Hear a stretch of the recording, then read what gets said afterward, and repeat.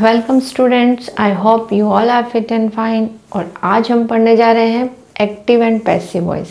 हमने tense complete कर लिए। मेरे सारे टेंस के वीडियो लेक्चर आई होप आपने देखे होंगे। अब जैसा कि मैंने कहा था कि आपको इंग्लिश ग्रामर को समझने के लिए, या फिर मैं बोल दूँ कि इंग्लिश बोलने से पहले आपको ग्रामर आना बहुत ज़रूरी है। तो ग्रामर में भी हमने बोला कि टेंस सीखना बहुत ज़रूरी है, तो हमने टेंस सारे सीख लिए। अब टेंस के बाद में जो एक्टिव एंड पैसिव वॉइस है, ये भी ग्रामर का एक बहुत इंपॉर्टेंट पार्ट है, क्योंकि कुछ कुछ सेंटेंस जो बनाए जाते हैं वो पैसिव वॉइस में बनाए जाते हैं। ठीक है, तो अब आपको कुछ सेंटेंस अगर फॉर एग्जांपल अगर आप न्यूज़पेपर पढ़ते हो तो उसमें बहुत सारे सेंटेंस ऐसे आते हैं जो पैसिव वॉइस में आते हैं। तो अब हम आज समझेंगे कि किस तरह से पैसिव वॉइस को क्या फॉर्मूले होते हैं और क्या सेंटेंस में, मतलब एक्टिव प्रेजेंट, हमने जो प्रेजेंट सिंपल टेंस पढ़ा, प्रेजेंट कंटिन्यूस पढ़ा, तो उनमें क्या चेंजेस होंगे कि वो पैसिव वॉइस में चेंज हो जाएगा। So let's start today's topic active and passive voice. Okay, तो हम पढ़ रहे हैं। मैंने यहाँ पे एक टेबल बना रखी है, इसमें मैंने एक तरफ सारे टेंस लिख रखे हैं जिनके पैसिव वॉइस बनाए जाते हैं। उसके बाद मैंने एक्टिव वॉइस मीन्स सारे टेंस के फॉर्मूले बता रखे हैं जो हम ऑलरेडी पढ़ चुके हैं। नेक्स्ट मैंने किस तरह से इसको पैसिव वॉइस में चेंज करेंगे वो भी मैंने यहाँ पे टेबल में लिख रखा है, और उसके बाद एग्जाम्पल बताया। तो हम स्टार्ट करते हैं। ये पूरा वीडियो लेक्चर मैंने एक ही वीडियो में समझाने की अच्छे से कोशिश की है। So let's start. फर्स्ट है प्रेजेंट सिंपल। ठीक है, तो टेंस में से टोटल 12 टेंस होते हैं, उसमें से 8 टेंस ऐसे होते हैं जिनके पैसिव वॉइस होते हैं। ठीक है, तो कौन कौन से टेंस है वो? Present simple tense, present continuous, present perfect. तो प्रेजेंट में 3 सेंटेंस के पैसिव वॉइस होते हैं। Next past simple, past continuous, past perfect. Past में भी इन्हीं तीन टेंसेस के हम को पैसिव वॉइस में चेंज करते हैं। और नेक्स्ट है फ्यूचर सिंपल और फ्यूचर परफेक्ट। तो इस तरह से टोटल 8 हमारे पास टेंस है जिनको हम पैसिव वॉइस में किस तरह से चेंज करेंगे वो देखेंगे। अब जैसा कि प्रेजेंट सिंपल टेंस, मैंने आपको इसकी आइडेंटिफिकेशन बताई थी कि प्रेजेंट टेंस में कौन से वाक्य आते हैं। ठीक है, उसके बाद मैंने इसका फॉर्मूला बताया था किस तरह से आप प्रेजेंट टेंस को याद रख सकते हैं। ठीक है, तो इसका फॉर्मूला क्या था? सब्जेक्ट प्लस वर्ब की फर्स्ट फॉर्म प्लस एस या एस प्लस ऑब्जेक्ट। ओके, जिन भी बच्चों ने मेरा वीडियो नहीं देखा है कि कहाँ एस और ई एस लगता है, ठीक है, तो वो पहले जाके मेरे टेंस वाले वीडियो लेक्चर देखें और प्रेजेंट सिंपल टेंस को समझ लें। देन उसके बाद आप पैसिव वॉइस को समझे, ताकि आप इजीली उसको समझ पाएंगे।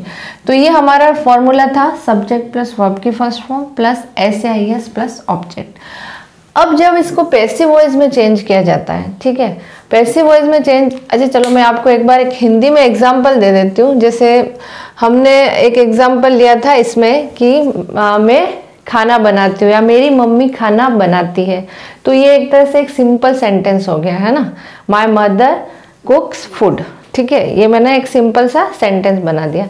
अब जब इसको पैसिव वॉइस में किस तरह के सेंटेंस आते हैं वो मैं आपको बता देती हूँ। अब पैसिव वॉइस में क्या होता है, सब्जेक्ट जो है वो क्या होता है, लास्ट में चला जाता है, और ऑब्जेक्ट है उसको हम फर्स्ट में लिखते हैं। ठीक है, मीन्स हम क्या करते हैं इसमें, मैंने क्या लिखा, माय मदर को पहले लिखा, लेकिन जब मैं पैसिव वॉइस बनाऊंगी तो मैं फूड पहले ले आऊंगी। ठीक है, क्या मतलब मैं क्या काम हुआ जा रहा है उस पे जोड़ दिया जाता है। ठीक है ना, तो हम पहले ऑब्जेक्ट की जगह सब्जेक्ट को और सब्जेक्ट को ऑब्जेक्ट की तरफ चेंज कर देते हैं। ठीक है, तो और एग्जाम्पल से आपको और अच्छे से समझ में आ जाएगा।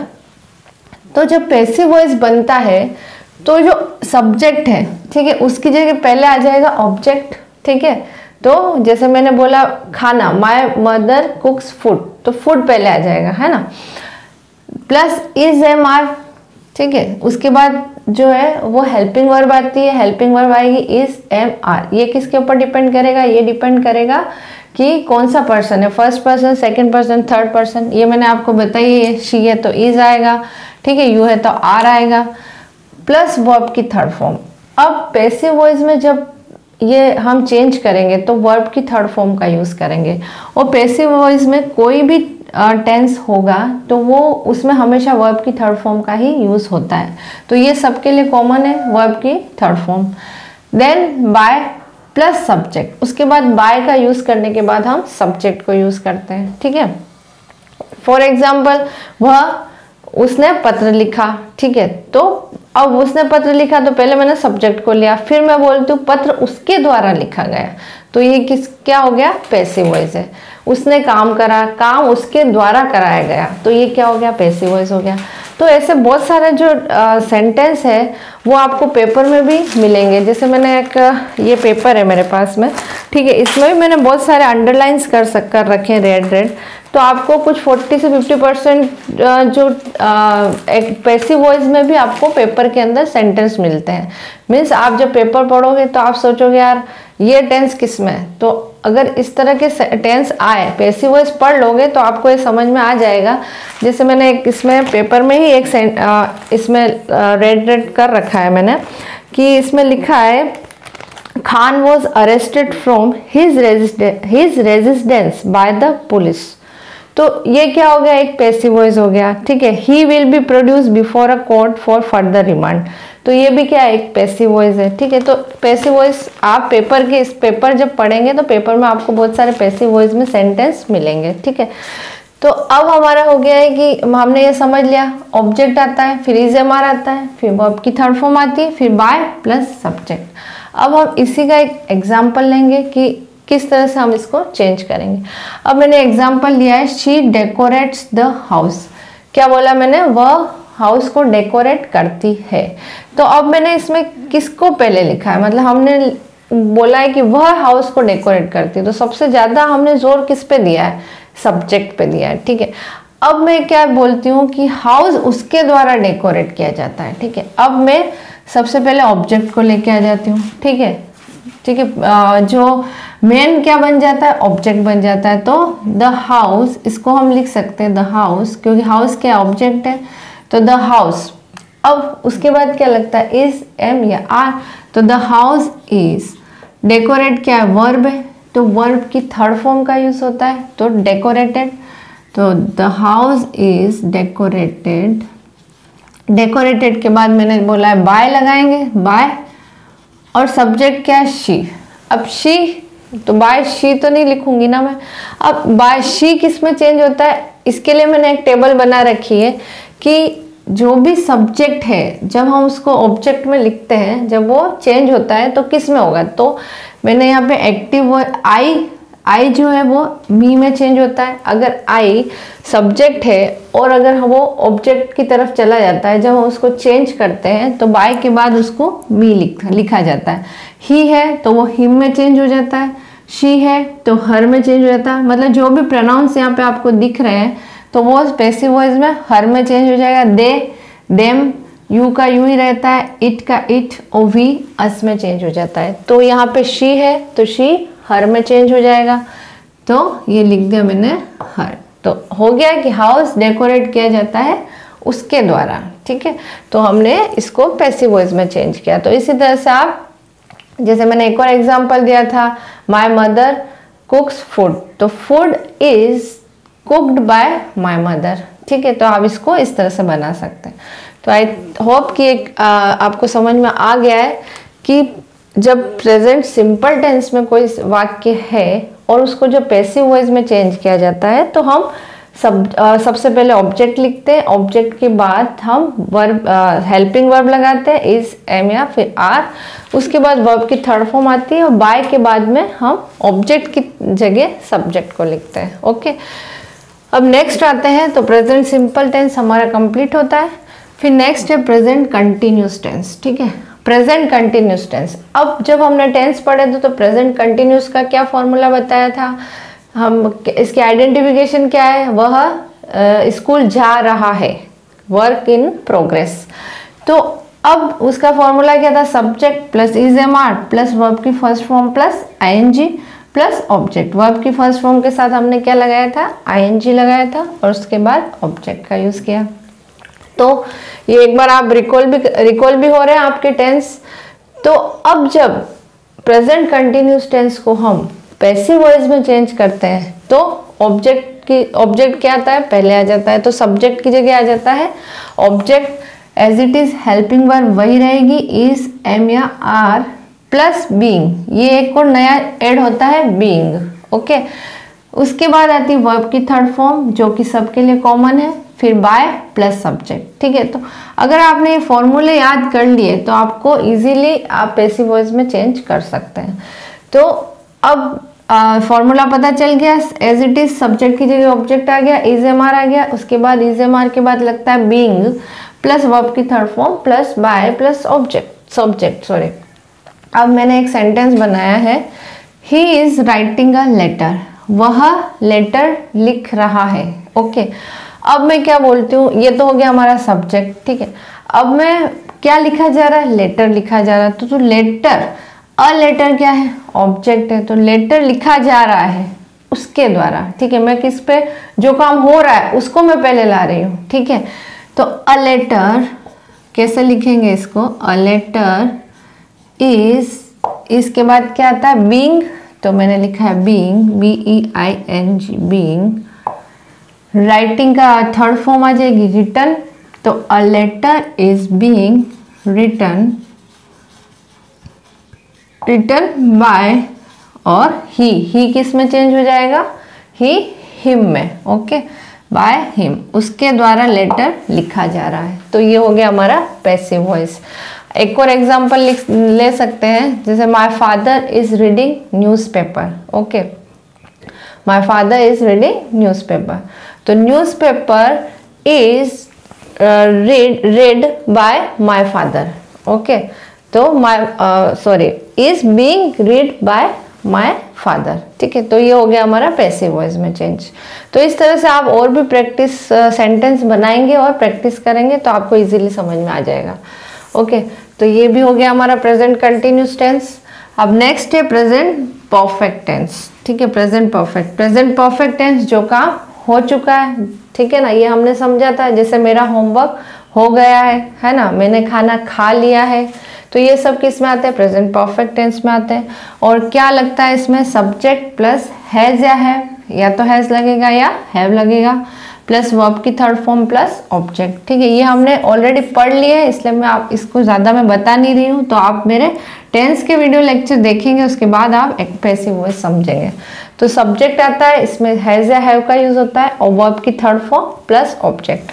अब जब इस टेंस को पैसिव वॉइस में चेंज किया जाता है तो ऑब्जेक्ट पहले आ जाएगा, तो मैंने लिख दिया object, helping verb as it is वही रहेगी, हैज या फिर हैव, प्लस बीन, ये ऐड होता है हमारा एक और बीन, प्लस वर्ब की third form as it is जो कि सभी में यूज होती है, plus by plus subject. Okay, अब इसी फॉर्मूले को यूज करते हुए हम इस सेंटेंस को पैसिव वॉइस में चेंज करेंगे। तो मैंने सेंटेंस लिखा है, that car has hit N old man. ठीक है, उस कार ने ओल्ड मैन को टक्कर मारी। ठीक है, अभी भी मैं सब्जेक्ट पहले आ गया, तो मतलब मेरा फोकस किस पे जा रहा है, सब्जेक्ट पे, है ना, इस कार ने। लेकिन अब जब मैं इसको पैसिव वॉइस में चेंज करूंगी तो मैं सबसे पहले लिखूंगी एन ओल्ड मैन।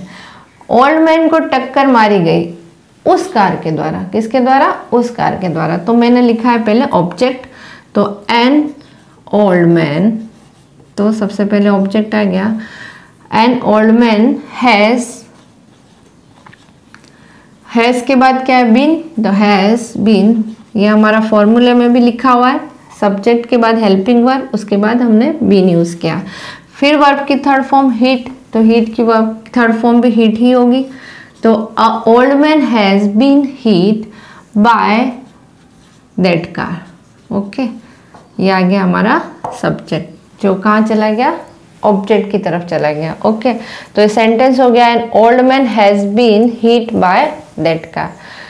तो आगे आपको समझ में, ऐसे और भी आप सेंटेंस बना के प्रैक्टिस करेंगे। नेक्स्ट आता है हमारा पास्ट सिंपल टेंस। ठीक है, ये प्रेजेंट के तीनों टेंस कंप्लीट हो गए हमारे।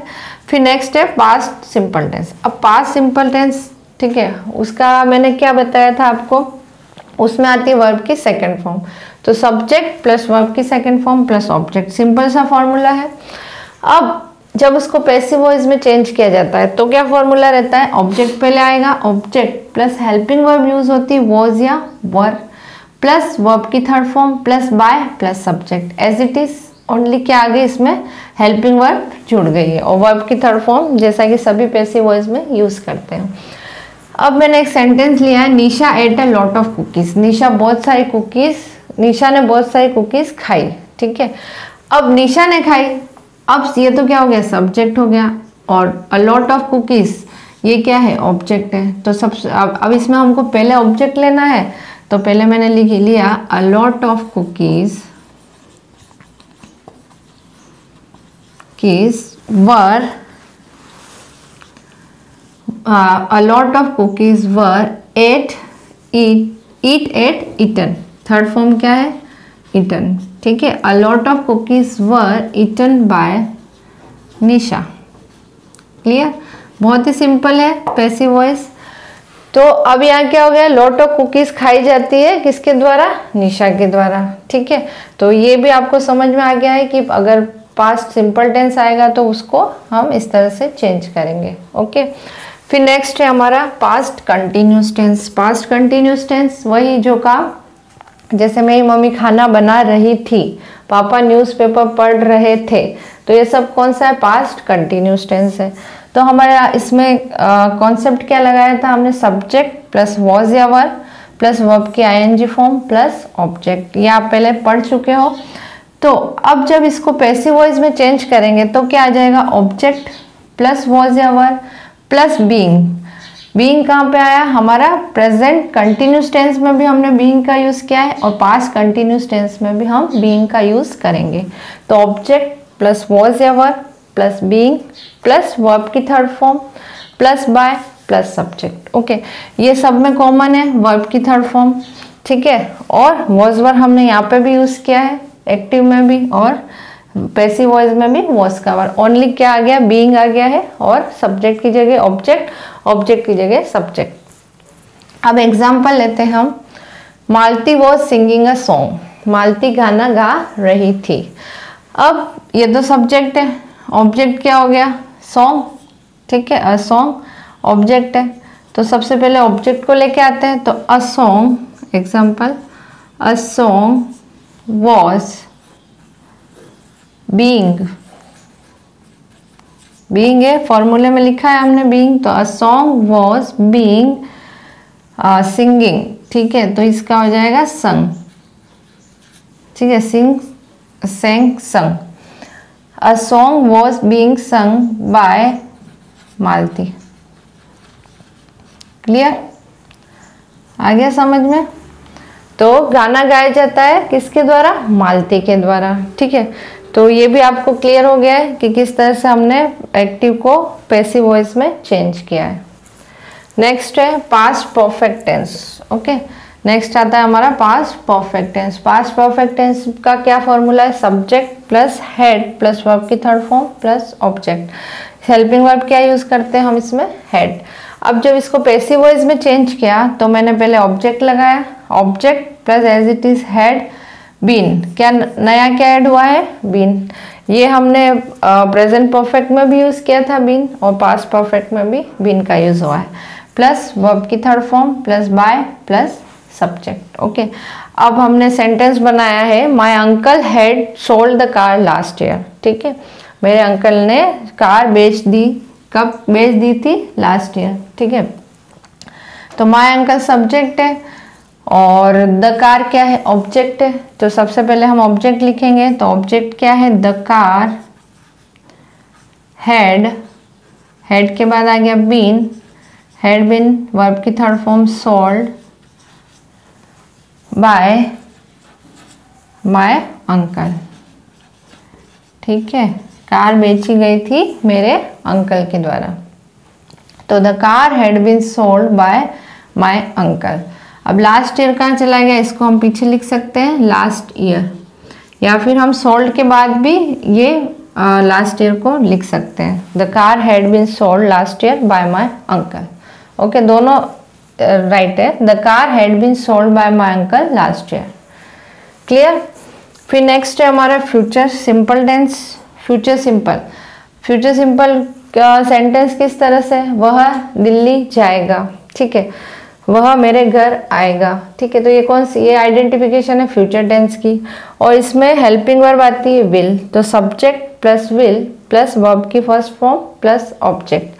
अब जब ये पैसिव वॉइस में चेंज होगा तो पहले ऑब्जेक्ट आ जाएगा, फिर विल के साथ लगता है हमारा be. Okay, will be plus verb की third form plus by plus subject. As it is formula रहेगा, बस बी का यूज किया है, ऑब्जेक्ट की जगह सब्जेक्ट, सब्जेक्ट की जगह ऑब्जेक्ट। फिर सेंटेंस बनाया मैंने, the loud music will damage his year. ठीक है, लाउड म्यूजिक उसके ईयर को डैमेज कर देगा। अब ये तो क्या हो गया, सब्जेक्ट है, और हिज ईयर क्या है, ऑब्जेक्ट है। तो पहले हम ले लेते हैं ऑब्जेक्ट को, तो his year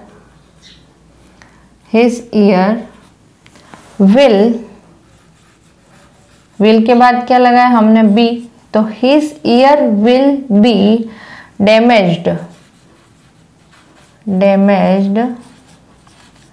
by the loud music.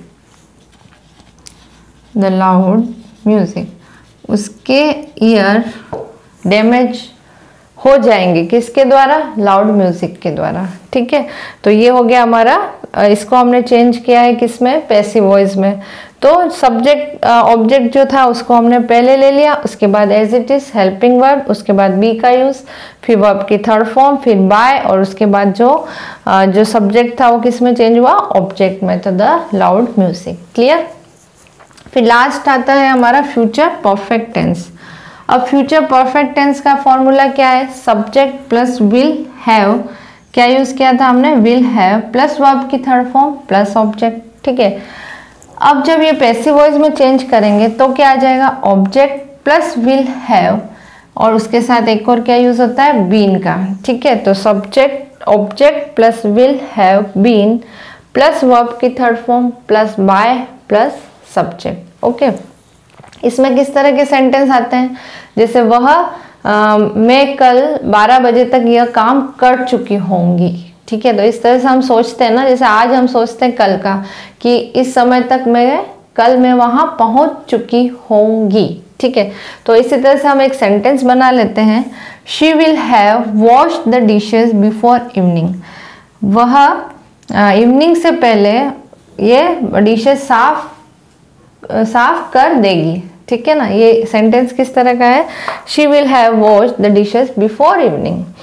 अब क्या है, ये सब्जेक्ट है और द डिशेज क्या है, ऑब्जेक्ट है। तो पैसिव वॉइस में जब हम लिख रहे हैं तो ये क्या बन जाएगा, द डिशेज क्या आ जाएगा, पहले आ जाएगा, तो द डिशेज